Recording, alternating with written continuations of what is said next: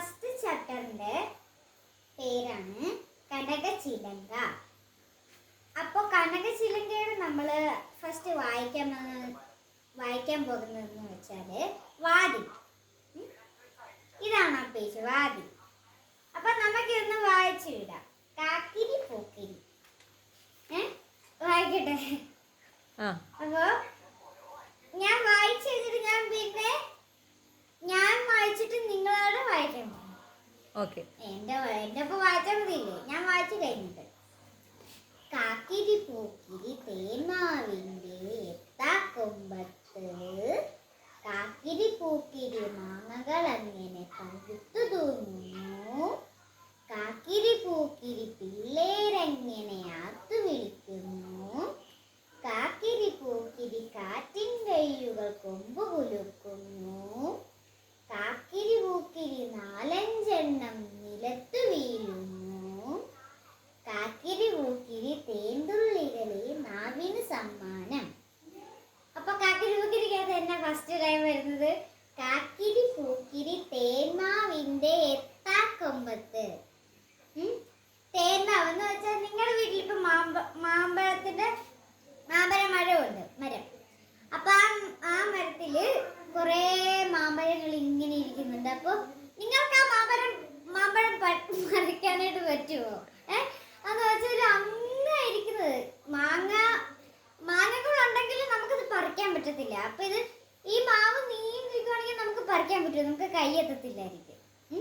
അതാണ് തേന്മാവിന്റെ എത്താക്കൊമ്പത്ത്. നമുക്ക് പിടിക്കാൻ പറ്റത്തില്ലല്ലോ. അങ്ങ് ദൂരെയാണ് നിൽക്കുന്നത്. അതാണ് പറയുന്നത് കാക്കിരി പൂക്കിരി തേന്മാവിന്റെ എത്താക്കൊമ്പത്ത്. സെക്കൻഡ് എന്നാ വരുന്നത്? കാക്കിരി പൂക്കിരി മാങ്ങകൾ അങ്ങനെ പഴുത്തു തൂങ്ങുന്നു. ഈ മാമ്പഴങ്ങളെല്ലാം ഈ മാവില് ഇങ്ങനെ തൂങ്ങിക്കിടക്കുക. പഴുത്തിട്ട് ഇങ്ങനെ തൂങ്ങിക്കിടക്കുക മാമ്പഴങ്ങള്. അടുത്ത ലൈന് കാക്കിരി പൂക്കിരി പിള്ളേരെങ്ങനെ ആർത്തു വിളിക്കുന്നു. പിള്ളേരെന്തിനാ ആർത്തു വിളിക്കുന്നത്? മാമ്പഴത്തിന് വേണ്ടിയാണോ ആർത്തു വിളിക്കുന്നത്? ഈ മാമ്പഴങ്ങളെല്ലാം ഇങ്ങനെ തൂങ്ങിക്കിടക്കുമ്പോ പിള്ളേരെപ്പോർക്കും നല്ല മാമ്പഴങ്ങളായിരിക്കുമല്ലോ ആ മാവിലുണ്ടായിരിക്കുക. അപ്പൊ ഈ മാമ്പഴങ്ങളൊക്കെ നമുക്ക് കിട്ടുമ്പോ എന്ത് ടേസ്റ്റ് ആയിരിക്കും, എന്ത് രുചിയായിരിക്കും. അപ്പൊ പിള്ളേര് മാമ്പഴം കാണുമ്പോ കിടന്ന് ആർത്ത് വിളിക്കുക. അടുത്തത് എന്താ?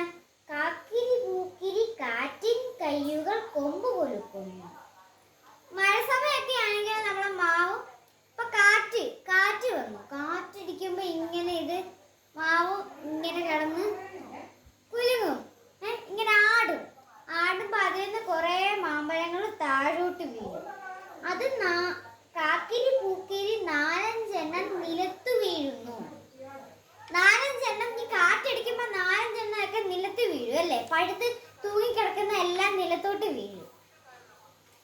അപ്പൊ അടുത്തത് കാക്കിരി പൂക്കിരി തേൻതുള്ളികളെ നാവിന് സമ്മാനം. ഈ തേൻതുള്ളികൾ എന്തായിരിക്കും? ഈ മാങ്ങ കിട്ടുമ്പോ ആ മാങ്ങ കിട്ടുമ്പോ നമ്മളൊന്ന് കടിച്ചു വെക്കുമ്പോ എന്ത് ടേസ്റ്റ് ആയിരിക്കും അല്ലേ? നല്ല ടേസ്റ്റ് വിചാരിച്ചാണ് ഈ നാവിന് സമ്മാനമായിട്ട് കിട്ടുന്നതാണ് തേൻതുള്ളികൾ. തേൻതുള്ളികൾ എന്ന് പറയുന്നതാണ് മാമ്പഴങ്ങൾ. അതാണ് ഈ പിള്ളേർക്ക് തേൻതുള്ളികൾ കിട്ടുന്നത്, തേൻതുള്ളികൾ എന്ന് പറയുന്നത്. അപ്പൊ മാവിങ്ങനെ നിൽക്കുമ്പോ നമുക്ക് പിടിക്കാൻ പറ്റാത്ത എത്താക്കൊമ്പത്ത്, നമുക്ക് പിടിക്കാൻ പറ്റാത്ത അത്രയും ദൂരെയാണിത് നിൽക്കുന്നത്, അങ്ങകലായിട്ടാണ് നിൽക്കുന്നത്. അപ്പൊ ഇത് കുറച്ച് മാങ്ങകളെല്ലാം മാവിൽ തൂങ്ങിക്കിടക്കുന്നുണ്ട്. കുറെ എണ്ണ ഇങ്ങനെ